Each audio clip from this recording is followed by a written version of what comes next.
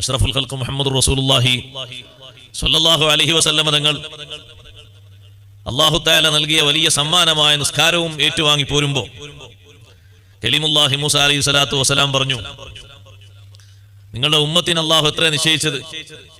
അവസാനമായി 9ാമത്തെ പ്രാവശ്യം എന്നോ പറഞ്ഞു 5-ൽ അല്ലാഹു തആല തീരുമാനമെടുത്തു. അപ്പോൾ പറഞ്ഞു, ഇന്ന ഉമ്മതക ലാ തതീഖു ദാലിക്, നിങ്ങളുടെ ഉമ്മത്തിന് ഇതിന് കഴിയൂല. കാരണം നിങ്ങളുടെ സമുദായത്തെക്കാൾ വലിയ ആരോഗ്യവും സൗകര്യവും അല്ലാഹു നൽകിയ ഒരു സമൂഹമാണ് ബനൂ ഇസ്രായേൽ.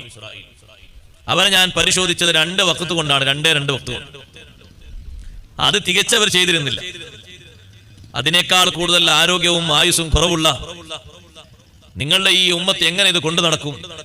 അഷ്റഫുൽ ഖൽഖ് സ്വല്ലല്ലാഹു അലൈഹി വസല്ലം തങ്ങൾ പറഞ്ഞു, 9 പ്രാവശ്യം അങ്ങോട്ടും ഇങ്ങോട്ടും മൂസാ നബി അലൈഹി സ്വലാമിനും അള്ളാഹുവിനും ഇടയിലുമായി നടന്ന് നമുക്ക് വേണ്ടി നിസ്കാരം 5 ചുരുക്കി തന്നപ്പോ അല്ലാഹു തആല പറഞ്ഞൊരു വാക്കുണ്ട്, ഇത് 5 ആണെങ്കിലും 50 ആണ്. നൽകിയത് 5 ആണ്, പക്ഷെ അള്ളാഹു നൽകുന്ന പ്രതിഫലം 5 അല്ല 50 ആണ്. ഇനി അതിലങ്ങനെ തീരുമാനം നടപ്പിലാക്കിപ്പോയി. ഇനി അള്ളാഹുവിനോട് കുറച്ച് ചോദിക്കാൻ എനിക്ക് ഹയാ വന്നു, നാണം വന്നു.